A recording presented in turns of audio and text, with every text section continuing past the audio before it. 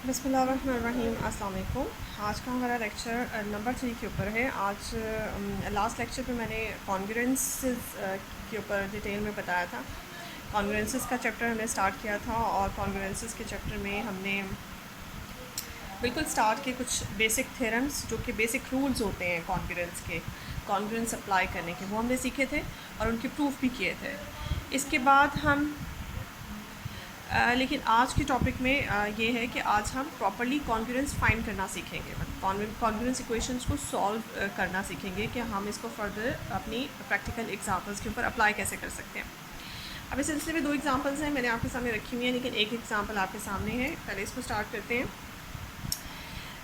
आपने reminder find करना है। वो आपसे कहता है कि ये एक नंबर लिखा हुआ है आपके सामने, एक जो बहुत लंबा चौड़ा सा नंबर है, 1 factorial plus 2 factorial plus 3 factorial up to 10,000 factorial.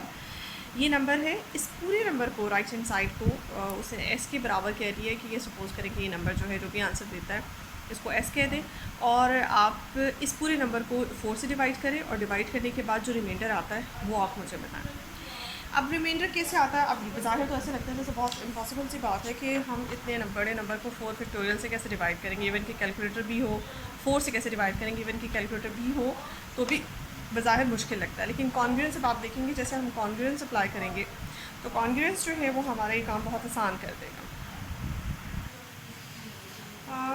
इसमें आप ही देखें, जैसे कि हमारे पास है,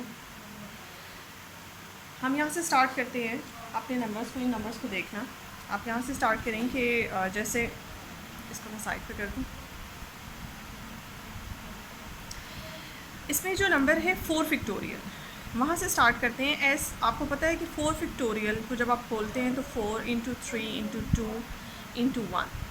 4 फैक्टोरियल में आपके पास 4 ज़रूर आता है क्योंकि इस वक्त आपका डिवाइज़र जो है वो आपका 4 है, तो 4 फैक्टोरियल जो है वो 4 को इन्वॉल्व करता है। इसके अलावा आप 5 फैक्टोरियल की बात करें, आप 6 फैक्टोरियल की बात करें, जितने भी 4 फैक्टोरियल से ऑनवर्ड्स जितने भी फैक्टोरियल्स हैं वो सब के सब जो हैं वो 4 को इन्वॉल्व करते हैं। अब जैसे हमारे पास डिविजिबिलिटी थ्योरी हम पढ़ चुके हैं नंबर थ्योरी में। डिविजिबिलिटी थ्योरी क्या कहती है कि अगर एक नंबर जो है, फॉर एग्ज़ाम्पल एक नंबर b को डिवाइड करता है तो b के हर मल्टीपल को डिवाइड करेगा। ठीक है, दिस इम्प्लाइज a जो है वो b के हर मल्टीपल को डिवाइड करेगा। सेम यही सीन है कि जैसे 4 तो 4 को डिवाइड करता है, ये तो अंडरस्टूड है, तो 4 के हर मल्टीपल को डिवाइड करेगा। Now what is this right hand side? Right hand side जो है इज़ अ मल्टीपल ऑफ 4, यानी कि इन फैक्टर्स में से एक फैक्टर 4 आ रहा है। तो ये अंडरस्टूड है कि आपका 4 जो है वो 4 फैक्टोरियल को डिवाइड करता है। मीन्स डिवाइड करने का मतलब कि आपका 4 जब 4 फैक्टोरियल को डिवाइड करता है तो आपके पास रिमाइंडर क्या बचता है? आपके पास रिमाइंडर होता है 0। तो आप इसको इस तरह से लिख सकते हैं जैसे बात आपने अभी लिखी है कि 4 डिवाइड्स 4 फैक्टोरियल, 4 डिवाइड्स 4 फैक्टोरियल। इस इक्वेशन को आप कॉन्ग्रुएंस इक्वेशन में आप कन्वर्ट करेंगे तो आप इसे कैसे लिखेंगे? आप इसे ऐसे लिख सकते हैं कि 4 factorial is congruent to 0 mod 4, यानी कि जब आप 4 फैक्टोरियल को 4 से डिवाइड करते हैं, कम्प्लीटली डिवाइड हो जाते हैं और रिमाइंडर आपके पास क्या बचता है? 0 बचता है। अदर इसको ऐसे भी लिखा जा सकता है कि 4 डिवाइड्स 4 फैक्टोरियल माइनस 0, बिकॉज जब हम कॉन्ग्रुएंस इक्वेशन की बात करते हैं तो कॉन्ग्रुएंस इक्वेशन में जैसे कि आपको लास्ट लेक्चर में बताया था कि if a is congruent to b mod m, तो इसका मतलब ये होता है कि आपके पास m जो है वो a माइनस b को डिवाइड कर रहा है। तो ये इक्वेशन बनती है और इस इक्वेशन को वापस कॉन्ग्रुएंस में इस तरह से लिखा जाता है और कॉन्ग्रुएंस से इस फॉर्म में आ सकते हैं। तो इस फॉर्म से आप कॉन्ग्रुएंस में कैसे गए? अगर आप इसमें -0 कर लें क्योंकि आपके पास रिमाइंडर 0 है। एक और बात जो हमें पता चली इस बात को कॉन्ग्रुएंस फॉर्म में लिखने से, एक और बात जो हमें यहाँ पे पता चली है वो ये पता चली है कि आपके पास जो a is congruent to b modulo m, इस फॉर्म में जो कॉन्ग्रुएंस इक्वेशन लिखी होती है वो कॉन्ग्रुएंस इक्वेशन जो है उसमें जो b नंबर होता है जो कि मॉडलों के बाहर लिखा होता है, ये नॉर्मली जो है ये रिमाइंडर को शो करता है। ये किस रिमाइंडर को शो करता है? जैसे इस इक्वेशन में आप देखें, इस इक्वेशन में जब आप 4 फैक्टोरियल को अपने मॉडलों से डिवाइड करते हैं तो रिमाइंडर आपके पास जो बचता है वो मॉडलों के बाहर लिखा हुआ है। इसी तरह से ये जो b है ये उस रिमाइंडर को शो कर रहा है। जो रिमाइंडर बचता है आपका m से a को डिवाइड करने के बाद जो रिमाइंडर बचता है वो रिमाइंडर जो है आपका b को शो कर रहा है यहाँ पर। ठीक है, तो इस डिवीजन इक्वेशन को, यानी कि आप जब कम्प्लीटली डिवाइड करती हैं एक नंबर को दूसरे नंबर को से, तो उसको कॉन्ग्रुएंस इक्वेशन में लिखने का ये मेथड है। If A divides B completely, then you can write that A is congruent to 0 mod then B is congruent to 0 mod A, because A जो है वो डिवाइड कर रहा है B को, तो इसको जब आप कॉन्ग्रुएंस इक्वेशन में कन्वर्ट करेंगी then B is congruent to 0 mod A। इसको इस तरह से लिखा जा सकता है, डिवाइसर जो है वो मॉडलों के साथ आता है। सबसे पहले तो इस चीज़ को समझें कि आपने जब किसी नंबर को दूसरे नंबर से डिवाइड करना है तो उस डिवीजन इक्वेशन को कैसे मॉडलों की कॉन्ग्रुएंस की फॉर्म में लिखना है। उसके बाद आते हैं इसकी तरफ, आपके 5 फैक्टोरियल की तरफ। जैसे कि आपका 4 जो है वो 5 फैक्टोरियल को भी डिवाइड करता है, तो जब आप इसकी कॉन्ग्रुएंस इक्वेशन बनाएंगी तो कॉन्ग्रुएंस इक्वेशन आपकी बनेगी कि 5 factorial is congruent to 0 mod 4। Remainder आपके पास यहाँ पे भी 0, 4 फैक्टोरियल को आप 4 से डिवाइड करेंगे तो भी रिमाइंडर 0। इसी तरह से ऑनवर्ड चलते चलते आप कहाँ तक पहुँचेंगे, जहाँ तक आपका क्वेश्चन है 10,000 फैक्टोरियल। आप 10,000 फैक्टोरियल को भी जब आप 4 से डिवाइड करते हैं तो भी आपका रिमाइंडर जो है वो 0 बचता है। ठीक है, 10,000 फैक्टोरियल को भी 4 से डिवाइड करने के बाद आपका रिमाइंडर जो है वो 0 आता है। अब आप इन सब बातों को सम अप कर लें, सबसे पहले है आपके पास 4 factorial is congruent to 0 mod 4।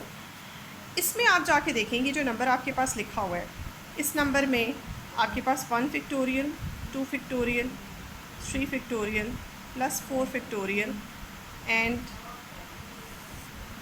आपके पास 10,000 फैक्टोरियल।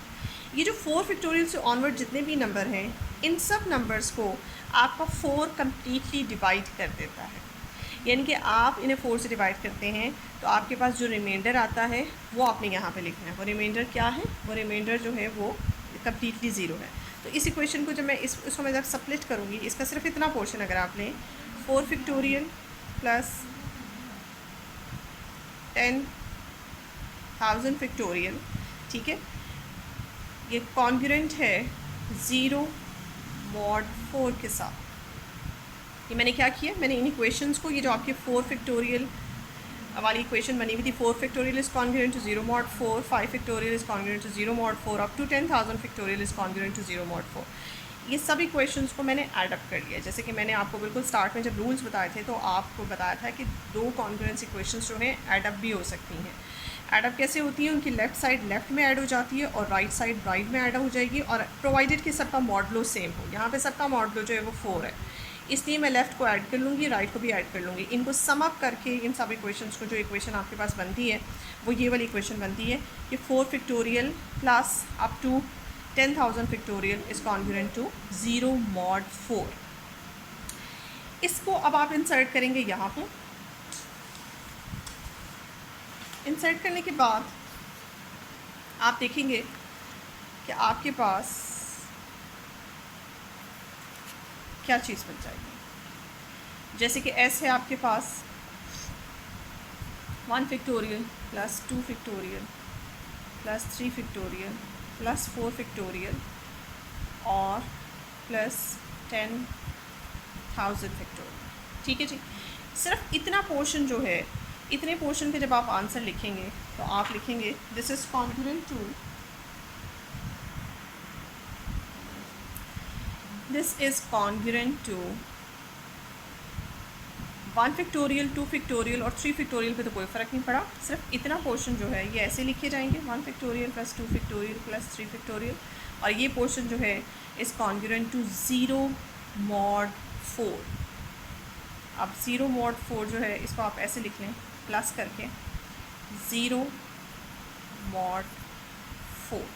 ठीक है जी, अब इसमें क्या है, बेसिकली ये इसका फैक्ट ये है कि यहाँ से लेकर यहाँ तक का जो नंबर है ये है। आप इसे लिखना इस तरीके से है कि आप ये सब नंबर जो हैं इन सब को, क्योंकि 4 से डिवाइड करना है इसलिए मॉडलो 4 को इस तरह से, और ये सब नंबर को फाइनली अभी इन नंबर्स को भी मैंने 4 से डिवाइड किया। अब आप ये देखें कि इस नंबर को खोलें, ये क्या आता है आपके पास 1 + 2 + 6 मॉडलो 4, ये बनता है 9 मॉडलो 4। अब आपने क्या किया, ये नंबर यानी कि इतना पोर्शन तो आपने 4 से डिवाइड करके 0 लिख लिया। बाकी जो ये पोर्शन बच गया था उसको भी जब आपने खोला और सम अप किया तो आपके पास 9 बचता है। अब इस 9 को 4 से डिवाइड कर, ये 9 जो है जब ये 4 से डिवाइड होगा तो जो आपके पास रिमाइंडर आएगा वो रिमाइंडर आप यहाँ पे लिखेंगे। जैसे 9 को 4 से डिवाइड करते हैं तो आपके पास रिमाइंडर जो है वो 1 आता है, तो आपके पास आप इसे ऐसे लिखेंगे, this is further congruent to 1 modulo 4, यानी कि S is further congruent to 1 modulo 4। इसको फाइनली मैं ऐसे लिखूँगी कि आपका जब पूरा number 1 + 2 + 3 + 4 factorial 10,000 factorial is congruent to 1 modulo 4, यानी कि ये पूरा नंबर जब आपका 4 से डिविजिबल होता है, 4 से डिवाइड किया जाता है, इसको डिवाइड किया जाता है, तो आंसर में आपके पास रिमाइंडर जो है वो 1 बचता है। यहाँ से एक चीज़ जो मैं आपको दोबारा से बताती जाऊँ कि एक चीज़ और क्लियर हो गई कि जब आपके पास इस तरह की इक्वेशन लिखी होती है तो इस इक्वेशन में ये वाला जो नंबर जो कि मॉडलों के साथ लिखा होता है, ये नंबर जो है ये शो करता है कि जब आप सिर्फ a को m से डिवाइड करेंगे तो रिमाइंडर ये बचेगा। और अगर आपके पास, क्योंकि ये इक्वेशन इस तरह से ट्रांजिटिव भी होता है, कॉन्ग्रुएंस जो है सिमेट्रिक होता है, इसको आप ऐसे भी लिख सकते हैं, ऐसे भी लिख सकते हैं। तो ये इक्वेशन शो कर रही है कि जब b को आप m से डिवाइड करेंगे तो रिमाइंडर आपके पास a बचेगा। एक और चीज़ है जो कि आगे जाके और ज़्यादा एक्सप्लेन हो जाएगी आपको कि ये because this is the remainder, ये जो नंबर्स मॉडलों के साथ लिखे होते हैं ये रिमाइंडर्स होते हैं। जब आप डिवीजन प्रोसेस करते हैं, ये आपका डिविडेंड होता है, ये आपका डिवाइज़र है और ये रिमाइंडर है। रिमाइंडर हमेशा डिवाइज़र से छोटा होता है। एक चीज़ तो आपको पता है, फॉर एग्जांपल जैसे कि आप यहाँ 7 को 2 से डिवाइड करते हैं तो आपके पास रिमाइंडर 1 बचता है, और आप ये डिवीजन प्रोसेस तब तक चलाते हैं जब तक कि आपके पास रिमाइंडर आपका डिवाइज़र से छोटा ना आ जाए, ये तो हमें पता है। तो रिमाइंडर को हमेशा m से, यानी कि आपके डिवाइज़र से हमेशा छोटा होना चाहिए। अब इस स्टेज पे देखें, मैं अपना मैंने यहाँ पे क्यों एंड नहीं किया, क्वेश्चन क्यों एंड नहीं किया यहाँ पे, इसलिए मैंने एंड नहीं किया बिकॉज यहाँ पे जो नंबर बचता है वो रिमाइंडर है। कौन सा रिमाइंडर है? जब ऊपर वाला नंबर 4 से डिवाइड होता है तो रिमाइंडर ये बचता है। अब ये रिमाइंडर कभी भी आपके डिवाइज़र से बड़ा नहीं होना चाहिए, आपने इसे तब तक डिवाइड करते रहना है जब तक कि ये 4 से लेस ना आ जाए, ठीक है। तो आपने क्या किया, आपने इस 9 को 4 से डिवाइड किया, यहाँ पे स्टॉप नहीं करना, आपने देखना है, कंपैरिजन करना है, ये रिमाइंडर कहीं हमारे डिवाइज़र से बड़ा तो नहीं है। अगर बड़ा है तो आप डिवीजन प्रोसेस करें, और डिवीजन प्रोसेस के बाद जो रिमाइंडर बचता है that should be less than the divisor. यहाँ जो भी रिमाइंडर हो लेस देन होना चाहिए, नॉट इक्वल, नॉट ग्रेटर, ठीक है जी। तो आपने इतने बड़े नंबर को डिवाइड कर लिया 4 से, और डिवाइड करने के बाद आपको पता चला कि ये इतना बड़ा नंबर जब आपका 4 से डिवाइड होता है तो आपके पास रिमाइंडर जो है वो 1 बचता है। अब आते हैं अगले क्वेश्चन की तरफ। नेक्स्ट जो हमारे पास क्वेश्चन है वो है 5 raised to the power what is remainder when 5 raised to the power 48 is divisible by. जब आप 5 raised to the power 48 को डिवाइड करती हैं 12 से तो रिमाइंडर बताएं उस केस में।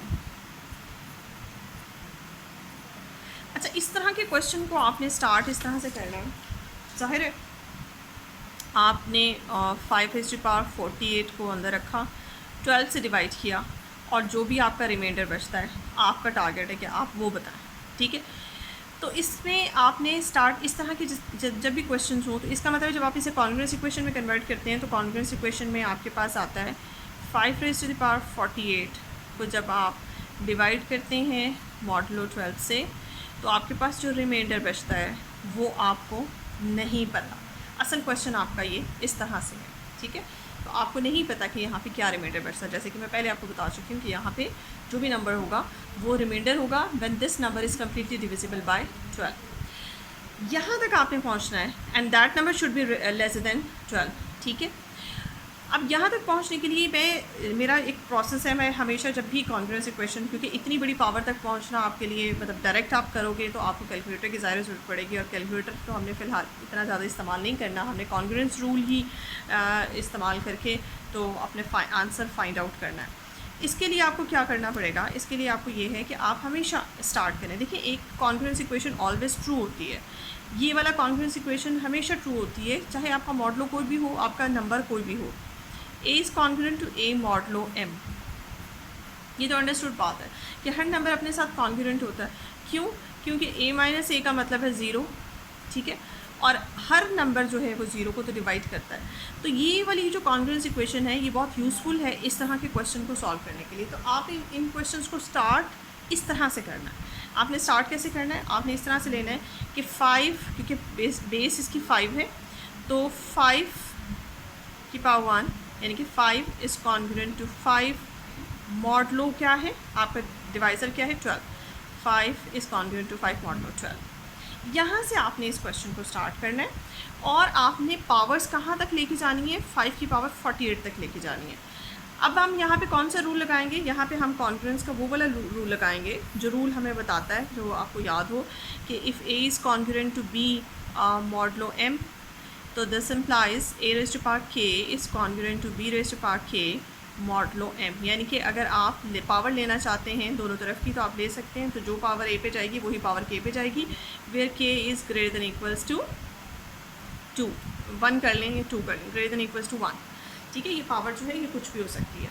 बिल्कुल इस रूल को अप्लाई करेंगे और ये रूल अप्लाई करके 1 बाय 1 इज़ कॉन्ग्रुएंस की हम पावर लेते जाएंगे और उस पावर्स को बढ़ाते बढ़ाते हम 48 तक पहुंचेंगे, ठीक है। और वो तरीका कैसे है कि आपने सबसे पहले छोटी पावर कोशिश करें कि वो पावर लें जिससे हम बहुत आराम से 48 तक पहुँचें। जैसे कि इसके 48 के जब आप वो बनाते हैं फैक्टर्स बनाते हैं उसमें 2 ज़रूर आता है, तो अब आप दोनों तरफ स्क्वायर लें इक्वेशन का।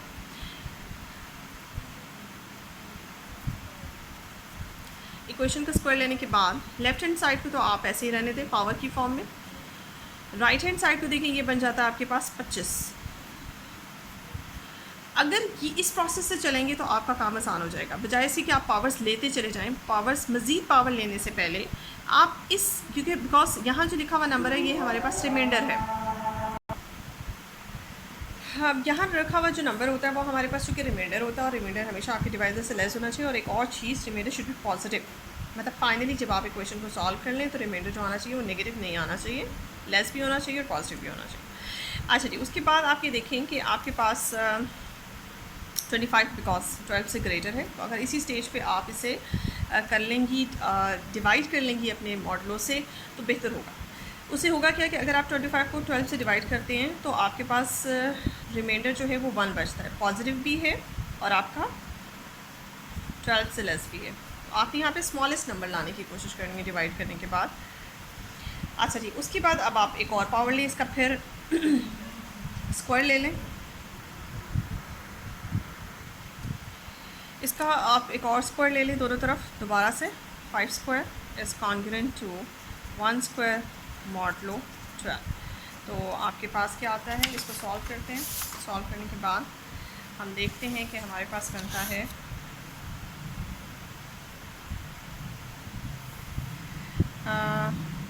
5 की power 4 is congruent to 1 modulo 12।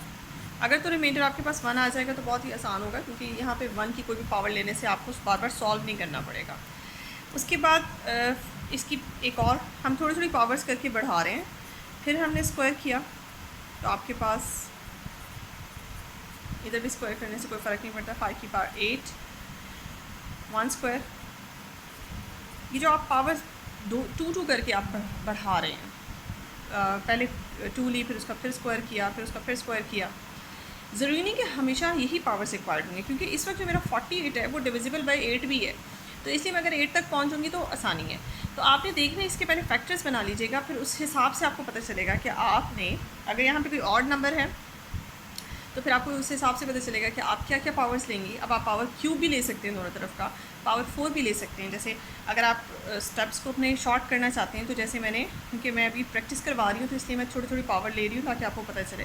अगर आपकी बहुत प्रैक्टिस हो जाती है तो आप इसकी पावर डायरेक्ट 4 भी ले सकते हैं, आप इसकी पावर जो है वो डायरेक्ट 8 भी ले सकते हैं, ठीक है। और इसमें अब आप ये देखें 8 जो है वो 48 को डिवाइड करता है, 8 6 और 48 होता है, ठीक है। तो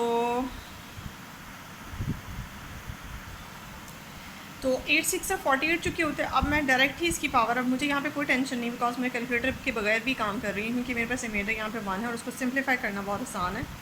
ये 1 ही रहेगा मॉडलो 12। अब आप डायरेक्ट ही अगर 8 6 की पावर 5 8 की पावर 6 ले लेते हैं तो भी कोई टेंशन की बात नहीं है, आपके पास 48 बन जाता है और यहाँ पे आंसर 1।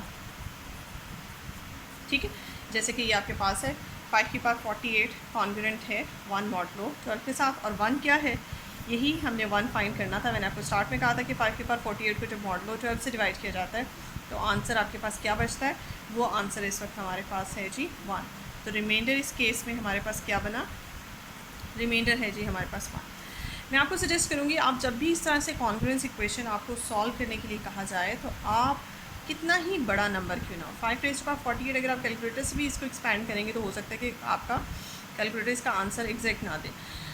तो एक बहुत बड़ा नंबर है जो खुल नहीं सकता और वो इन्फिनिटी इस तरह से करके कुछ पावर्स में आंसर दे देता है। तो इतने बड़े नंबर, चाहे आपका नंबर इससे भी बड़ा आ जाए, आपने उस नंबर को हर इस तरह से बड़े बड़े क्वेश्चन के कॉन्फ्रेंसेस को हमेशा इस तरह से स्टार्ट करें। जो आपकी बेस है, बेस नंबर है, उस बेस नंबर को लें और उसको उसी के साथ with respect to that divisor और मॉडलो आप, अगर आप 1 पावर के साथ हमेशा ये क्वेश्चन शुरू करेंगी तो आपको कभी भी प्रॉब्लम नहीं होगी। अगर आप हायर पावर्स के साथ शुरू करेंगे तो आपको फिर कैलकुलेटर का बार बार इस्तेमाल करना पड़ेगा, आपका टाइम वेस्ट होगा। तो कोशिश करें कि आप 1 पावर के साथ शुरू करें और फिर उसके बाद जो पावर्स आहिस्ता आहिस्ता अगर आप बढ़ाती जाएं, लेकिन वो पावर्स लें जो आपके 48 के फैक्टर्स में आते हैं। अगर 48 के फैक्टर्स में 2 नहीं आता, 3 आता है, तो फिर पावर 2 लेने का कोई फ़ायदा नहीं होगा। तो फिर आप 3 ले सकते हैं, फिर आहिस्ता आहिस्ता बढ़ा सकते हैं। और यहाँ पे आपने मॉडलों के साथ जो नंबर लिखा होता है, चूँकि वो रिमाइंडर होता है, तो कोशिश करें कि वो आपका रिमाइंडर से लेस, सब्ट्रैक्शन के बाद रिमाइंडर से लेस आए, और उसको साथ साथ, अभी तो फ़िलहाल मेरे पास 25 था, उसको एक दफ़ा मैंने रिमाइंडर से डिवाइज़र से डिवाइड किया और मेरे पास 1 बन गया और आगे जाके मुझे दोबारा डिवाइड नहीं करना पड़ा। अगर यहाँ 1 ना आता, कोई और नंबर आ जाता, तो फिर आपको बार बार उसको सब्ट्रैक्ट करके, डिवाइड करके यहाँ आंसर चेक करना था, यहाँ आंसर बार बार आपको चेक करना था कि आपके डिवाइज़र से लेस आ जाए। एक और एग्जांपल कर देते हैं जिसमें यहाँ पे हमारे पास 1 नहीं आता, 1 के अलावा कुछ और आता है। अब जैसे आपके पास ये क्वेश्चन मैंने और लिखा है, 3 रेज़ पर 100 है, आप इसको 5 से डिवाइड करें। जब आप इसको 5 से डिवाइड करते हैं तो आपके पास रिमाइंडर क्या आता है, वो आपने फाइंड करना है। इस केस में वही हमारा पैटर्न है जैसे कि हमने स्टार्ट में कहा था कि इसकी बेस एलिमेंट देखें, बेस एलिमेंट 3 है, तो 3 की पावर 1 इज़ कॉन्ग्रुएंट टू 3 की पावर 1 मॉडलो 5। ये इक्वेशन तो ऑलवेज ट्रू होती है बिकॉज 5 डिवाइड 0। अब आहिस्ता आहिस्ता आप इसके पावर्स इंक्रीज़ करते जाएंगे, लेकिन आप पहले 100 के फैक्टर्स बना लें तो बेहतर होगा। 100 के जब आप फैक्टर्स बनाते हैं तो उन फैक्टर्स में देखें 100 के फैक्टर्स हैं 10 × 10, 5 × 2, 5 × 2। आप देख रहे हैं कि इसके फैक्टर्स में 2 टाइम्स आपके पास 5 आ रहा है और 2 टाइम्स ही आपके पास 2 आ रहा है। तो आप इसकी पावर्स जो हैं वो लेते हुए इस बात को ज़रूर कंसिडर कीजिएगा। अब आप इसकी अगर स्क्वायर ले लेते हैं तो वो आपके लिए बेनिफिशियल ही होगा। 3 रेज़ पर 2 इज़ कॉन्ग्रुएंट टू 3 रेज़ पर 2 मॉडलो 5। ठीक है, फिर पावर आप 2, एक और 2 ले सकते हैं इनके, उसके क्योंकि फैक्टर में 4 आता है आपके पास, 25 4s are 100, तो 4 आता है तो आप इसकी पावर 4 तक जा सकते हैं। लेकिन उससे पहले आप यहाँ देख लें, अपना रिमाइंडर के ऊपर और साथ साथ करते जाएँ, कहीं वो रिमाइंडर डिवाइज़र से ज़्यादा तो नहीं है।